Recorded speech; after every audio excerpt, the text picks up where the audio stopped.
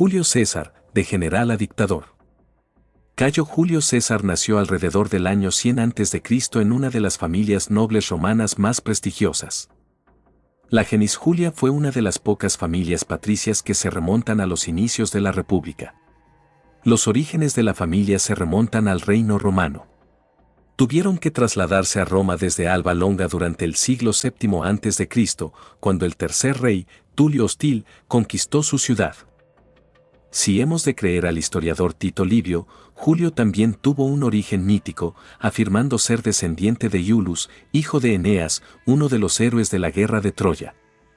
Julio César fue aún más lejos, afirmando ser descendiente del padre de Eneas, Anquises, que estaba casado con la diosa Venus.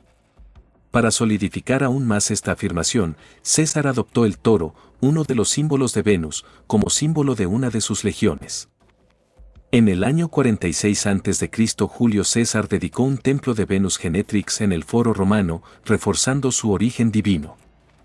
Los primeros años de la carrera de Julio César estuvieron marcados por maniobras políticas y logros militares que presagiaron su posterior ascenso al poder. Durante su mandato en Oriente, emergió como un líder brillante, ganando la prestigiosa corona cívica, por su valentía en el asedio de Mitilene en el año 81 a.C. Sin embargo, la audacia de César brilló cuando fue capturado por piratas del Mediterráneo. No solo aseguró su liberación y pagó su rescate, sino que también cambió las tornas al reunir una flota y capturar y crucificar a sus antiguos captores. En el año 74 a.C., César volvió a demostrar su valía mientras libraba la guerra contra Mitrídates V Eupator, el rey del Ponto.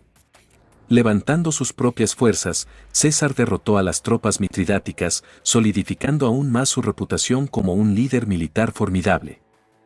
Más allá de sus logros marciales, Julio César fue un hábil orador y un político astuto.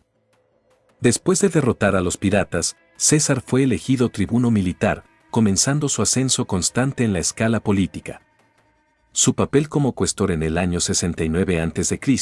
fue seguido por el del Pontifex Maximus, un sacerdote principal de la religión estatal romana. En el año 63, tras la conspiración de Catilina que sacudió al Senado romano, César se convirtió en pretor, lo que le llevó a gobernar Hispania y, finalmente, a su primer consulado en el año 59 a.C., César era ahora uno de los hombres más poderosos de la República.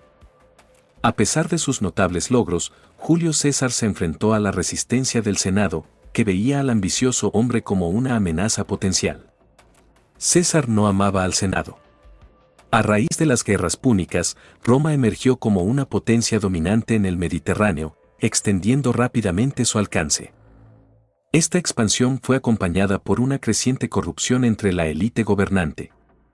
En el año 63 a.C., uno de los senadores, Catilina, intentó hacerse con el control de la República, pero fracasó. Julio César argumentó persuasivamente en contra de la sentencia de muerte, pero un discurso de uno de sus rivales políticos, Catón el Joven, convenció a la corte de ejecutar a los conspiradores. Decidido a erradicar la corrupción y reformar el gobierno, César formó una alianza con otros dos hombres poderosos marginados por el Senado, un general exitoso, Pompeyo el Grande, y el hombre más rico de la República, Marco Licinio Craso. Esta alianza, conocida como el primer triunvirato, permitió a sus miembros avanzar en sus agendas dentro del Senado. También le dio a cada triunviro una base de poder y mando sobre las legiones romanas en sus respectivas zonas de control, lo que permitió grandes campañas militares que amplificaron aún más su poder e influencia. De esto hablaremos en la segunda parte de este video.